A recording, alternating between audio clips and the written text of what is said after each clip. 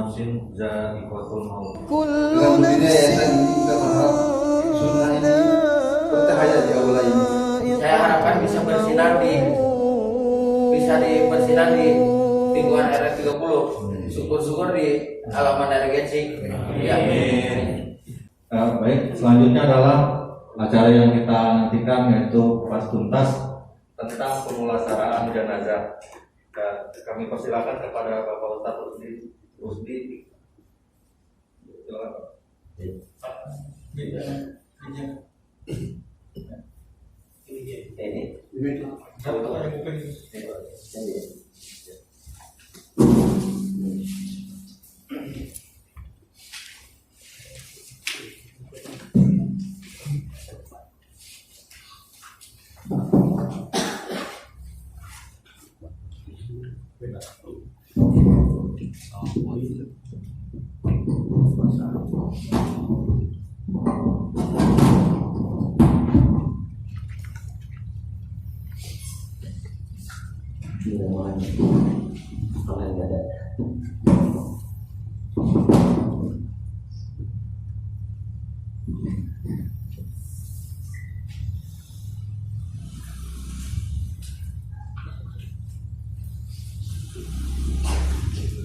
Bismillah.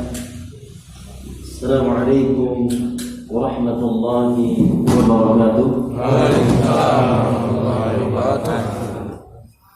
Innal hamdalillah nahmaduhu wa nasta'inuhu wa nastaghfiruh wa na'udzu billahi min shururi anfusina wa min sayyiati a'malina. Man yahdihillahu fala mudilla lahu wa man yudlil fala hadiya lahu. أشهد أن لا إله إلا الله وحده لا شريك له وأشهد أن محمدا عبده ورسوله.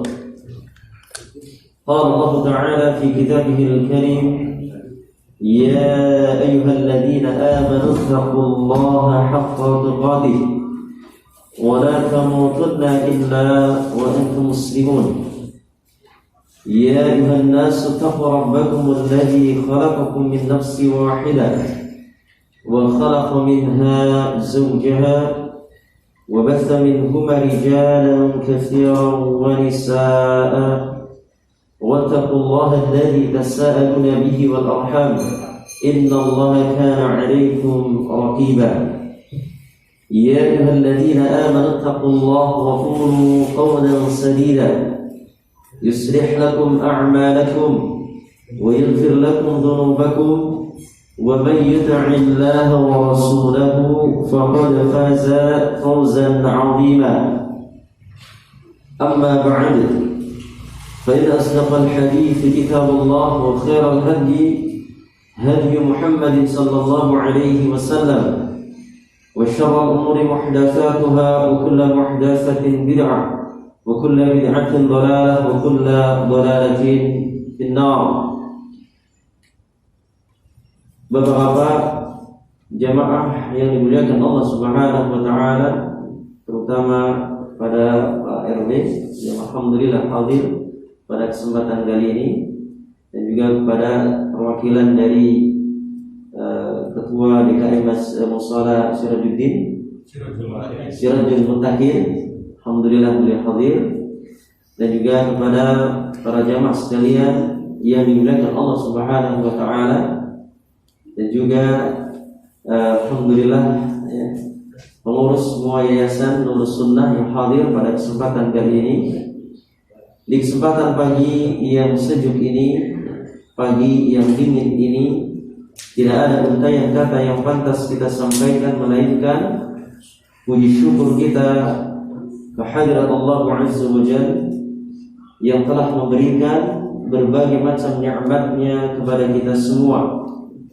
Kenikmatan yang tidak terhingga dan tidak terhitung, terutama di sini adalah nikmat iman dan nikmat Islam, dan nikmat-nikmat yang lainnya yang kita tidak akan mampu menghitungnya. Wa in ta'uddu ni'matallahi la tuhsuha. Dan jika kamu menghitung nikmat Allah Subhanahu wa taala, maka kamu tidak akan bisa menentukan jumlahnya. Dari antara kenikmatan Allah, di antara kenikmatan yang Allah Subhanahu wa taala berikan kepada kita yang lainnya, kita semuanya masih diberikan nikmat sehat, ya, kemudian nikmat bisa berkumpul di Yayasan Nurus Sunnah ini, di tempat ini untuk menyelenggarakan prosesi yaitu pemulasaraan jenazah. Dari awal insyaallah sampai akhir nanti kita akan kupas, ya. Dan sebelum kita mungkin nanti mempraktekkan, ya, mulai dari memandikan, kemudian mengkafani, setelah mengkafani kemudian kita menyolatkan, setelah menyolatkan kita praktekkan juga nanti untuk mengusung jenazah sampai ke kuburan. Setelah diusung dan kita juga nanti akan kita praktekkan juga, ya, meskipun hanya simbolis, ya, yaitu memasukkan jenazah ke liang lahat, ya, bagaimana cara membuat liang lahat, ya, kemudian bagaimana cara memposisikan jenazah tatkala sudah di liang lahat, ya, dan sunnah-sunnah yang lainnya insyaallah akan kupas di kesempatan pagi hari ini. Namun sebelumnya jamaah sekalian rahimani rahimakumullah, itu secara prakteknya nanti kita akan awali dulu yaitu dengan teorinya. Teori bagaimana tata cara pemulasaraan jenazah. Namun perlu diingat jamaah sekalian rahimani rahimakumullah, ketika kita, ya, mengikuti acara atau tata cara pengurusan jenazah, tentunya kita ingat kematian. Kita ingat kematian. Bagaimana mungkin kita akan melaksanakan pemulasaraan jenazah yang real, yang nyata, kalau di situ tidak ada yang meninggal dunia. Namun di sini hanya sebatas di sini teori simbolis, ya. Namun kenyataannya, ya, Allahu a'lam, siapa yang meninggal duluan di antara kita. Bisa jadi antum duluan, saya belakangan, atau anak belakangan, antum duluan. Ya, wallahu a'lam. Dan kita tidak mengetahuinya.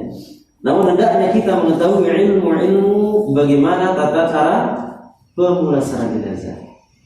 Maka dengan kita mengetahui ilmunya, dengan kita yaitu mengadakan acara-acara seperti ini, maka secara tidak langsung kita akan mengingat kepada apa? Kematian. Maka kematian di sini, ya, tidak ada orang yang mampu mencegahnya. Kematian itu pasti akan datang. Baik itu orang yang kaya maupun orang yang miskin, orang yang berpangkat maupun tidak, orang yang memiliki kedudukan maupun tidak, baik itu orang yang tua maupun orang yang muda, orang yang masih bayi, anak yang masih bayi, anak-anak, ataupun orang yang sudah tua renta, orang yang sehat maupun orang yang sakit. Apabila Allah Subhanahu wa taala sudah menentukan ajalnya, apabila Allah Subhanahu wa taala menyuruh malaikat mautnya untuk mencabut nyawa seseorang, maka tidak akan ada yang bisa mencegahnya meskipun hanya sesaat. Karena Allah Subhanahu wa taala berfirman, kullu nafsin dha'iqatul maut. Tiap-tiap yang berjiwa pasti akan merasakan kematian. Dan seluruh makhluk yang berada di permukaan bumi ini semuanya akan binasa. Tidak ada yang kekal di permukaan bumi ini. Hatta Fir'aun yang dia mengaku sebagai Tuhan, tidak tanggung-tanggung, Pak, mengaku sebagai Tuhan. Namun Allah Subhanahu wa taala tetap mematikannya. Allah Subhanahu wa taala tetap Fir'aun ini menjadi apa? Menjadi bangkai. Jadi mayat tidak bisa berbuat apa-apa. Inilah ma'asyiral muslimin, kematian yang pasti akan datang. Kullu nafsin dha'iqatul maut. Tiap-tiap yang berjiwa pasti akan merasakan kematian. Wa innama tuwaffawna ujurakum yawmal qiyamah. Dan pada hari kiamat sajalah akan disempurnakan balasanmu. Faman zuhziya 'anil nari wa adkhilal jannata faqad faz. Maka barang siapa yang dijauhkan oleh Allah dari api neraka dan dimasukkan oleh Allah ke dalam jannah, ke dalam surga, faqad faz, maka dia telah beruntung. Wa mal hayatud dunya illa mata'ul ghurur. Dan kehidupan dunia itu adalah kesenangan yang memperdayakan. Makanya kalau kita mulai condong terhadap kehidupan dunia, mulai dia berbangga-bangga dengan dunianya, dengan rumah yang megah, mobil yang mewah, istri yang cantik lagi banyak, anak yang banyak, istri 4 ya maksimal. Nah, baru 2 ya, alhamdulillah.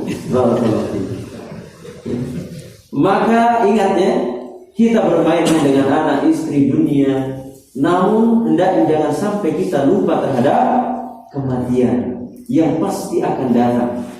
Buat apa kita sombong di dunia? Buat apa kita petentang-petenteng gitu ya? Ya kita tidak mau bertegur sapa dengan sesama warga Alamanda Regensi. Ya, menganggap dirinya paling benar, menganggap dirinya itu paling sunnah. Itu tidak boleh, sehingga orang lain dianggap semuanya adalah sesat. Nah, ini tidak boleh. Kita adalah kebersamaan di sini menjaga lingkungan Alamanda Regensi. Ini salah satunya adalah mempererat ukhuwah Islamiyah dengan seperti ini. Ya, maka ya sekali lagi jangan sombong terhadap ilmu yang sudah kita dapat. Jangan sombong terhadap kehidupan yang sudah kita raih. Ya, karena semuanya pasti akan mengalami kematian. Tidak ada orang yang bisa mencegahnya. Secanggih apapun dokter, ya, sedokter spesialis, profesor dokter aja mati Pak. Ya. Profesor dokter itu mati juga. Apalagi obat-obatan yang begitu mahal. Namun apabila Allah Subhanahu wa taala sudah menghendaki seseorang itu mati, pasti mati dia. Ada nggak yang bisa mencegah?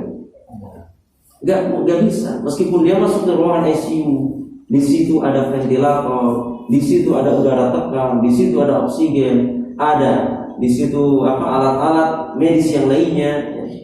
Namun apabila Allah Subhanahu wa taala sudah menghendaki seseorang itu meninggal, maka tidak akan ada yang bisa mencegah. Ya.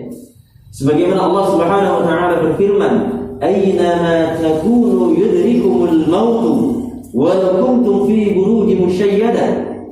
Kematian pasti akan menghampirimu meskipun kamu berada di dalam benteng yang tinggi lagi kokoh.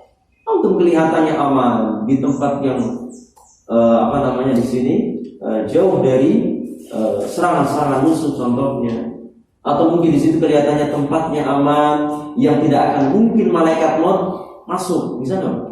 Nggak bisa, karena kematian di sini sudah ditentukan. Kematian di sini sudah tertulis di Lauhul Mahfuz. Ya, kematian seseorang, jodoh, rizki, itu sudah ditulis semuanya. Maka tidak ada seorang pun yang bisa lari dari kematian. Maka jemaah sekalian rahimani wa rahimakumullah, ya, ketika seseorang itu sudah meninggal dunia, ya, maka dia tidak bisa berbuat apa-apa. Maka ya seseorang di sini tatkala di dalam hidupnya ya, mengalami proses sakaratul maut, karena kita semuanya pasti akan mengalami sakaratul maut di sini. Semuanya pasti akan mengalami sakaratul maut. Tidak hanya orang-orang yang terkena penyakit, tidak hanya orang-orang yang terkena wabah. Kita pun yang sehat seperti ini bisa mati kapan saja. Ya, antum bisa menjamin nggak setelah keluar dari sini antum hidup? Ada yang bisa menjamin? Nggak ada. Semuanya pasti akan mati. Maka jemaah sekalian, rahimani wa rahimakumullah, tatkala ya kita mungkin datang ke rumah sakit menjenguk orang yang sakit atau tetangga saudara kita yang sakit, terutama di ruangan ICU. Karena dulu hampir beberapa tahun saya di ruangan ICU Pak. Berapa tahun? Kurang lebih 12 tahunan, kurang lebih. Itu menemani orang-orang yang proses sakaratul maut itu subhanallah. Itu lain-lain di sini. Maka hal yang harus dilakukan ya, sebelum kita nanti mulai pemulasaraan, kita harus ingat dulu apa yang harus kita lakukan pada saat seseorang itu menjumpai ajalnya. Saat maut datang menjemputnya, kita yang sedang masih hidup ya, masih berada di sekitar orang yang sedang sakit, itu proses sakaratul maut di sini sangat kadang-kadang ada yang susah, ada yang gampang ya. Maka proses sakaratul maut merupakan proses yang pasti orang mengalaminya. Pasti. Hatta Rasulullah SAW pun mengalami kematian. Rasulullah SAW pun mengalami sakaratul maut yang sangat sakit di sini, sakit sekali. Maka jamaah sekalian rahimani wa rahimakumullah, kita sebagai orang yang masih hidup, ya, kita berada di sekeliling mungkin atau saudara kita, tetangga kita dalam keadaan sakaratul maut. Apa yang harus kita lakukan? Yang pertama adalah mentalqin. Mentalqin ketika nafasnya sudah ngap-ngapan, nafasnya sudah satu-satu, bahkan di sini ventilator pun sudah menunjukkan grafik yang menurun di sini. Nah, di sini apa yang kita lakukan sebagai seorang muslim atau keluarganya? Yang pertama adalah mentalqin. Mentalqin, Pak. Jadi mentalqin itu bukan, yaitu seperti halnya ya, yang terjadi di salah satu rumah sakit Islam Jakarta. Ini cerita ya, ada seorang yang mengalami proses sakaratul maut, kemudian salah seorang imam mengatakan talqinlah keluarga. Keluarga disuruh mentalqin. Namun apa tindakan keluarga yang tidak paham terhadap talqin, malah dikasih apa? Dikasih talak bedak. Akhirnya apa? Akhirnya orang yang mau meninggal dunia itu dikasih bedak. Namanya ditalqin. Jadi bukan dia apa?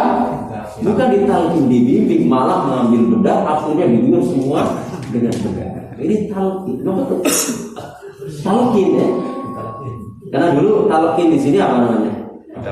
Bedak ya, bedak yang bayi gitu ya. Nah itu, kita namanya kalau dulu talak ya, talak.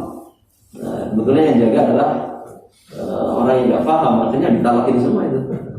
Ini salah ya, salah kaprah di sini. Maka yang betul mentalqin maksudnya di sini adalah menuntunnya supaya mengucapkan apa? La ilaha illallah. Terus ditalqinnya, didengarkan di sini.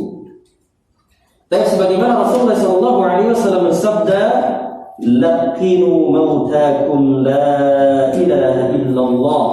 Man kana akhiru kalamihi la ilaha illallah 'inda al-maut dakhala al-jannah yawman ad-dahri wa in asabahu qabla dhalika ma asabah. Talqinkanlah orang yang akan meninggal di antara kalian dengan kalimat la ilaha illallah. Tidak ada ilah yang berhak diibadahi dengan benar kecuali Allah. Maka barang siapa yang akhir dari ucapannya adalah la ilaha illallah, sesaat sebelum meninggal dunia, maka ia masuk ke dalam surga. Pada suatu hari kelak, meskipun sebelum itu ia menerima beberapa siksa yang harus dijalaninya, pasti akan masuk ke dalam surga di sini.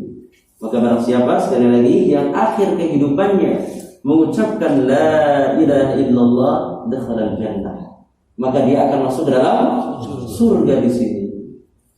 Maka jemaah sekalian rahimani wa rahimakumullah, kita sebagai orang yang masih hidup ya, hendaknya kita apa? Mentalqin saudara kita yang sedang proses sakaratul maut. Karena apa jemaah sekalian rahimani wa rahimakumullah ya? Di sini akan tarik-tarikan antara malaikat rahmat ya, dengan malaikat yang di sini apa? Dengan syaitan di sini. Malaikat dan syaitan di sini tarik-tarikan, Pak. Apakah dia meninggalnya dalam keadaan kafir atau meninggalnya dalam keadaan kufur atau dia meninggalnya dalam keadaan Islam? Maka terus kita mohon kepada Allah agar kita meninggal dalam keadaan iman dan Islam. Wala tamutunna illa wa antum muslimun, dan janganlah kalian mati melainkan dalam keadaan muslim. Ya mas sekalian rahimani wa rahimakumullah, ini yang pertama. Dia apa? Ditalqin, bukan ditalekin. Beda antara talekin dengan talqin. Ini ya. Kemudian jemaah sekalian rahimani wa rahimakumullah, kemudian seseorang yang sedang sakaratul maut hendaknya kita doakan. Mendoakannya dan hanya mengucapkan kata-kata yang baik saja. Tatkala kita menjenguk seseorang, baik. Baik itu dia dalam keadaan proses sakaratul maut maupun dia sedang sakit, antum jangan berbicara hal-hal yang tidak mengenakan bagi pasien. Berbicara pembicaraan yang baik dengan santun, mendoakan syafakallah dengan doa Allahumma rabban nas adhibil ba'sa washfi anta syafi la shifa illa shifa'u shifaan la yughadiru saqama. Kata-kata yang baik di sini. Sembuh insyaallah. Semoga Allah menyembuhkan antum, seperti itu. Bukan malah apa di sini mengatakan perkataan-perkataan yang tidak baik di sini. Jemaah sekalian rahimani wa rahimakumullah. Kenapa pada saat sakaratul maut seseorang kita tidak boleh mengatakan perkataan-perkataan yang buruk? Di sini disebutkan dalam sebuah hadis, "Idza hadartumul maridha awil mayyiti faqulu khairan fa innal malaikata yu'minu 'ala ma taqulun." Apabila kalian menjenguk orang yang sakit atau orang yang akan meninggal dunia, maka ucapkanlah kata-kata yang baik saja, karena sesungguhnya malaikat akan mengaminkan apa-apa yang kalian ucapkan.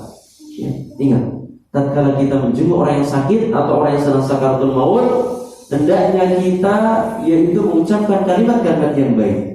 Karena Pak malaikat akan mengamininya di sini. Ini ya. Kemudian ya Mas sekalian rahimani wa rahimakumullah, setelah proses sakaratul maut akhirnya dinyatakan meninggal dunia. Melirik tangannya mungkin ada atau tidak. Kemudian sininya biasanya ada atau tidak dia. Kalau masih ada detaknya di sini, berarti jantungnya masih berfungsi. Akan tetapi kalau tidak, maka berarti dia telah meninggal dunia. Anda pastikan dulu, jangan terburu-buru memvonis kok sudah meninggal. Belum diraba, belum apa sudah meninggal. Begitu dimandikan atau bangun lagi. Gimana Pak? Keluarganya takut atau senang? Takut. Keluarganya takut atau senang? Senang keluarganya. Ya mandi takut, kaget. Masya Allah, bangun lagi. Dipastikan dulu dia meninggal atau tidak di sini. Jangan main mengklaim seseorang itu sudah meninggal. Jadi tidak boleh. Kemudian setelah proses meninggal, ya, sudah dinyatakan meninggal, maka orang yang meninggal di sini pasti pandangannya akan terbelalak. Akan terbelalak. Kenapa? Karena pandangan mata ini tatkala ruh dicabut, di sini akan mengikuti ruh di sini, akan terbelalak di sini. Makanya apa? Ketika seseorang itu sudah meninggal dunia, maka di sini matanya terbelalak. Maka Rasulullah SAW menyuruh apa? Untuk supaya apa? Dipejamkan di sini, ya. Dipejamkan. Kenapa? Innar ruha idza qubida tabi'al basar. Sesungguhnya saat ruh itu dicabut, maka matanya akan mengikutinya. Matanya ikutin, Pak. Antum ingin seperti itu? Silakan belum saatnya. Nanti juga datang sendiri, Pak. Datang sendiri insyaallah. Baik ya, ini. Kemudian bagaimana kondisi seseorang yang sudah meninggal dunia? Maka orang yang sudah meninggal dunia ciri-cirinya di sini turun kedua pelipisnya karena mengerutnya rahang. Kemudian miringnya hidung ke kanan atau ke kiri. Biasa gitu. Orang yang sudah meninggal dunia di sini hidungnya itu kadang miring ke kanan atau ke kiri. Antum perhatikan coba. Perhatikan. Kemudian setelah itu lemasnya kedua telapak tangan, lemes di sini. Karena menyusutnya saraf tangan sehingga seolah-olah telapak tangannya terpisah di sini. Lemes dia. Kemudian lunglai kedua kakinya melemas dan terbujur setelah keluarnya ruh, padahal sebelumnya masih kaku di sini. Setelah kita mengetahui seseorang itu sudah meninggal dunia dan matanya di sini terbelalak, kemudian kita diperintahkan untuk memejamkan kedua matanya dan mendoakannya dengan mendoakannya di sini, ya. Dengan doa di sini. Di sini, ya, jamaah sekalian rahimani wa rahimakumullah. Setelah orang itu meninggal kemudian kita pejamkan, kemudian apa yang harus kita lakukan lagi? Yaitu merapatkan mulutnya dengan mengikat tulang dagunya. Boleh di sini. dirapatkan. Karena apa? Kadang-kadang orang yang sudah meninggal dunia ini apa? Mangap ya. Bisa mangap di sini, sering di sini. Ya, sering saya menjumpai sering di situ ya. Hampir tiap hari ya kullayo di ghurfati ICU. Hampir tiap hari itu pasti akan ada yang meninggal ya. Mungkin antum tatkala praktek seperti ini belum gemeter atau gimana? Karena apa? Yang dipraktekkan orang yang masih hidup. Tapi kalau betul-betul yang praktek betul ada jenazah, maka mungkin bisa jadi gemeteran kalau awal. Tapi kalau lama-lama insya Allah akan biasa. Seperti halnya tatkala mengantar jenazah dari ruang ICU ke ruang kamar jenazah itu malam-malam, Pak Abdullah sering menjumpai. Kerjaan saya dulu Pak ya, jadi mengantarkan jenazah, mentalkin, kemudian di sini melemaskan, mengikat jenazah, kemudian pergi ke kamar jenazah, kita ikut membantu untuk mengurusan jenazah, memandikan, itu sudah pekerjaan yang biasa di situ ya. Karena kerjaannya seperti itu dulu ya. Baik. Jemaah sekalian rahimani rahimakumullah. Jadi merapatkan dengan apa? Dengan apa? Nah, mengikat bisa. Supaya rahangnya itu enggak mangap gitu kan. Enggak seperti ini. Tapi di mana dia apa? Ditutup. Ikat sini ya. Baik, kemudian setelah diikat, kemudian ya, melemaskan ruas-ruas persendian termasuk tulang kedua tangan dan kedua kaki kita masing-masing. Kenapa? Akan lama-kelamaan jenazah itu kaku Pak. Betul nggak? Kaku dia. Awal mulanya kaku. Kenapa? Karena dia melihat terbelalak dengan apa? Dengan ruh. Dicabut kaku, kemudian setelah itu dilemaskan semuanya. Baik itu persendiannya, tulang kedua tangan dan kedua kakinya. Kemudian setelah selesai, perhatikan. Nah ini perbedaannya kadang-kadang tatkala mengurus jenazah. Di sini disunnahkan tangan itu posisinya itu seharusnya apa? Sebelah kanan, sebelah kiri, bukan disedekapkan. Nah ini salah satu kesalahan. Sebenarnya salah satu kesalahan dan juga ada juga perbedaan di sini. Perbedaan. Ada yang sedekap, ada yang seperti ini. Tapi sunnahnya itu biasa seperti ini. Kenapa? Karena akan mempermudah untuk memandikan nanti. Coba kalau posisinya seperti ini, maka di sini tidak akan bisa jadi tidak terkena air, atau bisa jadi ada kotoran-kotoran di sini yang sulit untuk dibersihkan di sini. Maka yang disunnahkan untuk seperti ini, ya. Tapi sudah terbiasa, saya juga di rumah sakit dulu, jadi ikat-ikat juga akhirnya seperti ini. Padahal apa? Sunnahnya seperti ini di sini. Jadi supaya mempermudah di sini. Setelah meninggal, apa yang kita lakukan? Menutupi seluruh tubuh jenazah dengan kain. Ditutup, ya. Jangan dibiarkan begitu saja. Jangan dibiarkan tatkala menggunakan pakaian sudah nggak usah dicopot, tidak. Tapi di sini nanti ketika menggunting pakaiannya, di sini nanti ketika ingin memandikan, yang penting antum tutup dulu. Dengan apa? Dengan kain, ya, kain. Biasanya kain apa saja ya? Bisa kain batik biasanya. Kain itu atau kain yang bisa menutupi seluruh tubuh seluruh anggota tubuh jenazah tersebut. Maka di sini ya, sakaratul maut, meninggal, kemudian dipejamkan matanya, kemudian dagunya ditarik ke atas, setelah itu apa?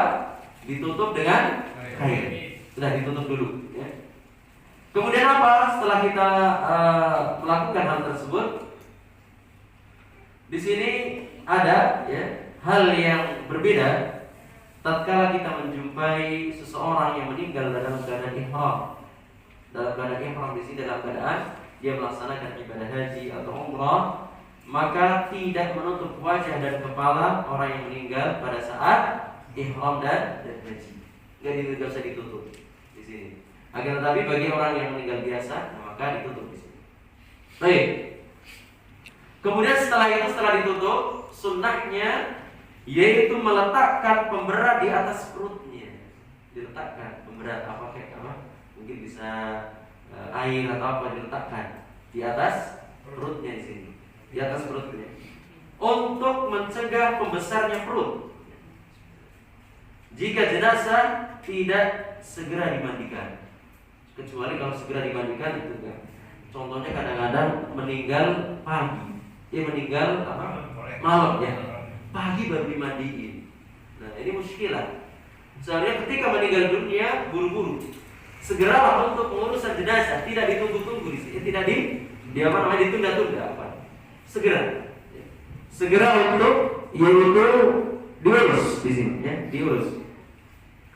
Yaitu meletakkan pemberat di atas perutnya, disunahkan ini supaya apa? Perut ini tidak mudah menggelembung di sini. Baik. Kemudian setelah itu selesai, jenazah diletakkan di atas pembaringan. Jenazah diletakkan di atas pembaringan. Ya, kalau misalnya ada dipan atau di sini ada tempat meja atau apa, maka letakkanlah di situ. Dimuliakan ikhwan. Kalau bisa jenazah jangan taruh di lantai itu, jangan. Ya. Ini kebanyakan orang kan taruhnya di mana? Di lantai, insyaallah. Muliakan. Orang jenazah di sini dia akan merasakan seperti kita. Maka ketika kita memandikan atau mengusung maupun menguburkan harus pelan-pelan juga. Jangan brok. Sini ya.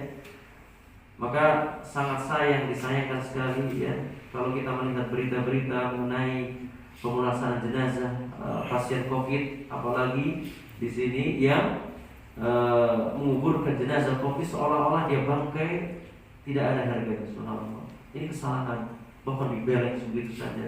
Ini tidak boleh. Maka perlakukanlah jenazah tersebut seperti halnya kita melakukan yang masih hidup di sini. Baik, ya, jenazah diletakkan di atas pembaringan. Ya. Jangan digeletakin begitu saja. Enggak sopan namanya itu. Ya. Maka jemaah sekalian rahimakumullah ya.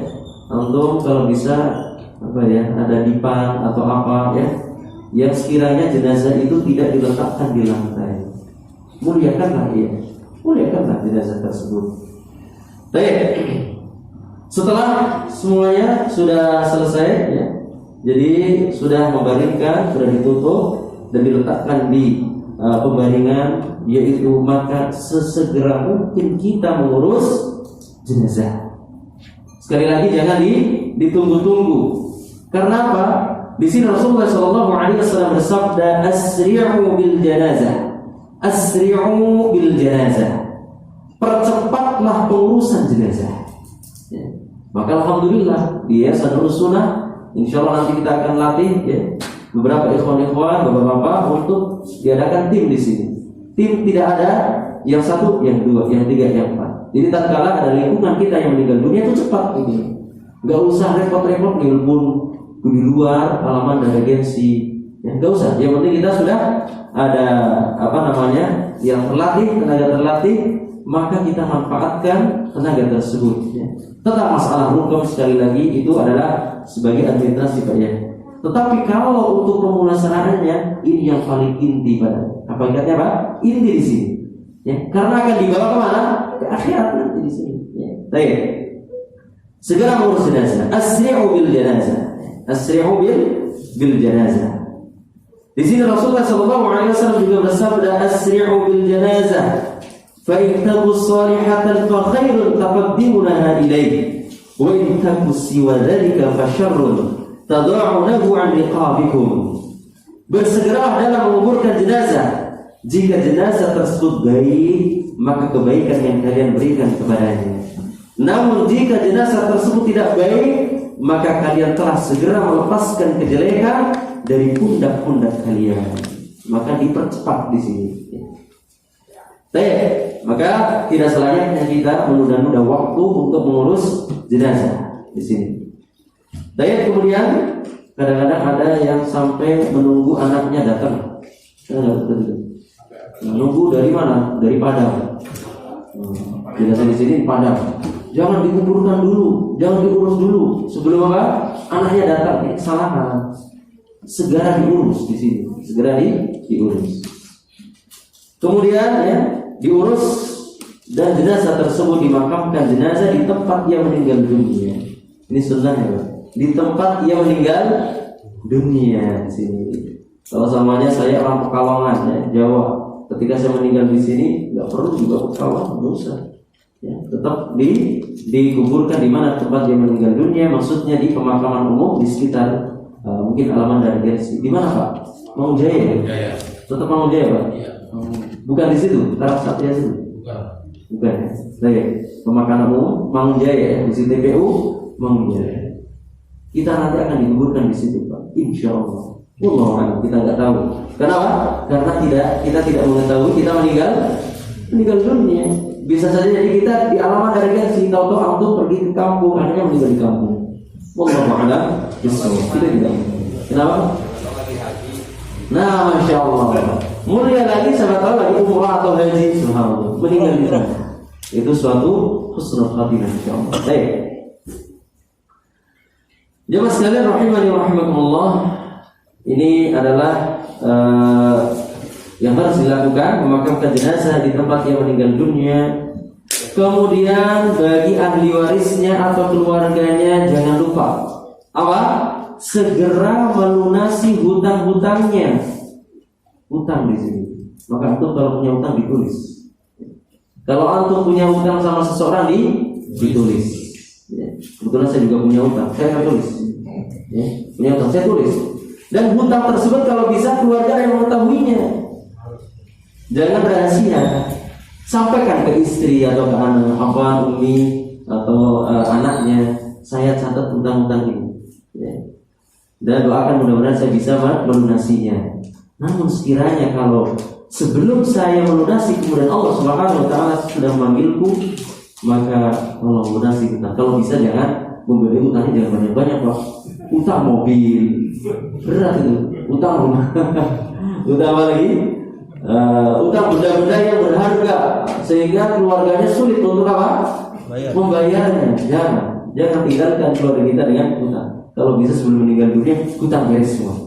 Ya, lunasi hutang lunasi di sini. Baik. Karena di sini ya, hendaknya kita melunasi hutang, jangan sampai kita meninggal dunia dalam keadaan berhutang. Kemudian jemaah sekalian rahimani wa rahimakumullah. Di sini selanjutnya diperbolehkan membuka kain penutup muka jenazah dan menciumnya serta boleh menangisinya sebatas 3 hari. Ya, boleh menangis. Setelah kita takziah ya, keluarga kita, kemudian kita boleh membuka mukanya, kemudian kita cium wajahnya, boleh di sini. Dan bagi keluarganya boleh bergabung di sini 3 hari, Pak. 3 hari, ya. Jadi boleh menangis di sini. Namun tangisannya di sini tidak sampai niyaha. Apa itu niyaha? Meratap, mencabut-cabut. Apa? Di sini merobek-robek baju, membentur-benturkan kepala ke tembok, kemudian menangis sampainya nangisnya berlebihan sampai teriak-teriak, ya. Seperti orang gila. Nah, ini namanya niyaha. Merata, ini tidak boleh. Ya. Kesian jenazahnya, kesian mayatnya di sini. Maka jemaah sekalian rahimani wa rahimakumullah, boleh nangis. Rasulullah SAW pun sendiri menangis tatkala meninggal dunia oleh anaknya, yaitu Ibrahim di sini. Anaknya meninggal dunia, Rasulullah menangis di sini. Dan itu bentuk kesedihan. Ya. Kemudian, ya, di sini ketika seorang sudah meninggal dunia, boleh kita memberikan pujian-pujian kepada jenazah. Boleh kita berikan pujian yang baik, ya Allah, si fulan, ya, sewaktu hidupnya dia rajin ngaji, sewaktu hidupnya dia melakukan amal saleh, baik sekali dengan anak-anak, baik dengan keluarganya maupun dengan sesama, berbagi terus, puji terus, boleh memujinya. Namun jangan sampai mencelanya di sini. Berikan pujian-pujian, berikan pujian-pujian kepada jenazah di sini. Ini adalah merupakan sunnah. Kemudian jemaah sekalian rahimani wa rahimakumullah, ya, kita tatkala ada orang yang sudah meninggal dunia, di sini kita sebagai seorang muslim hendaknya memiliki adab-adab. Ya. Kemudian jemaah sekalian rahimani wa rahimakumullah, ya, yang harus dihindari tatkala seseorang itu meninggal dunia, keluarga meninggal dunia, tadi meratap, ya sudah. Kemudian kita tidak boleh yaitu tatkala keluarga kita meninggal dunia, yaitu memukul-mukul muka, merobek-robek baju, ini nggak boleh, ya, tidak boleh, dilarang. Kemudian mencukur rambut disebabkan kematian seseorang. Wah, anak saya meninggal dunia, saking frustasinya saya akan cukur gundul. Nah, itu bukan seperti itu, ya. Kemudian mengacak-acak rambut, membiarkan jenggot ketika berkabung, namun cukurnya kembali sesuai masa berkabung, itu tidak boleh. Kemudian, nah ini hal yang unik lagi di sini adalah an-na'yu. Ya, an-na'yu itu apa? Penyampaian berita kematian. Nah, penyampaian berita kematian ini pada hakikatnya diharamkan. Penyampaian berita kematian. Namun bagaimana penyampaiannya yang sampai diharamkan? Contohnya penyampaiannya, ya, ketika zaman jahiliyah, ketika ada orang yang meninggal dunia, orang-orang itu apa? Mereka keluar kemudian dari gang ke gang menyampaikan, teriak-teriak, ya. Si fulan meninggal, ini, sampai ke menara meninggal seperti ini. Ya. Nah, ini yang tidak diperbolehkan. Teriak-teriak, ya, di pasar-pasar itu tidak boleh. Akan tetapi tatkala mengumumkan mungkin di masjid, di mushola, menyampaikan berita duka, tujuannya supaya kaum muslimin bisa mengurus jenazahnya. Tujuannya kaum muslimin supaya saling membantu tatkala pengurusan jenazah itu tidak masalah. Yang penting di sini jangan berlebihan sampai teriak-teriak kemana-mana untuk mengumumkan kematian. Namun bagaimana dengan media sosial? Media sosial telah meninggal dunia, ya, fulan bin fulan, ya, pada hari ini. Nah, itu tidak mengapa, kemudian kita doakan, itu bisa. Yang penting jangan sampai melakukan an-na'yu, penyampaian berita yang berlebihan seperti orang-orang jahiliyah terdahulu. Mereka menyampaikan sampai lari-lari, kemudian diganggang, disampaikan di sini. Kemudian jemaah sekalian rahimani wa rahimakumullah, setelah seseorang itu meninggal dunia, dinyatakan meninggal dunia, sudah semuanya beres tadi, ya, prosesi tadi. Kemudian langkah yang harus kita lakukan sebagai kita, ya, orang muslim, tatkala saudara kita meninggal dunia, yang harus kita lakukan adalah langkah yang pertama tadi, memandikan. Ya. Pemulasaraan jenazah yang pertama yaitu memandikan dan mengkafani jenazah. Memandikan dan mengkafani jenazah. Baik, ya, di sini Rasulullah SAW, ya, memerintahkan kepada kita untuk yaitu memandikan jenazah. Nah, ini penting. Kenapa? Karena prosesnya mulai dari situ untuk prakteknya. Tapi kalau awalnya tadi insya Allah itu jelas, ya. Ketika seorang itu sudah meninggal dunia, dinyatakan dulu, ya.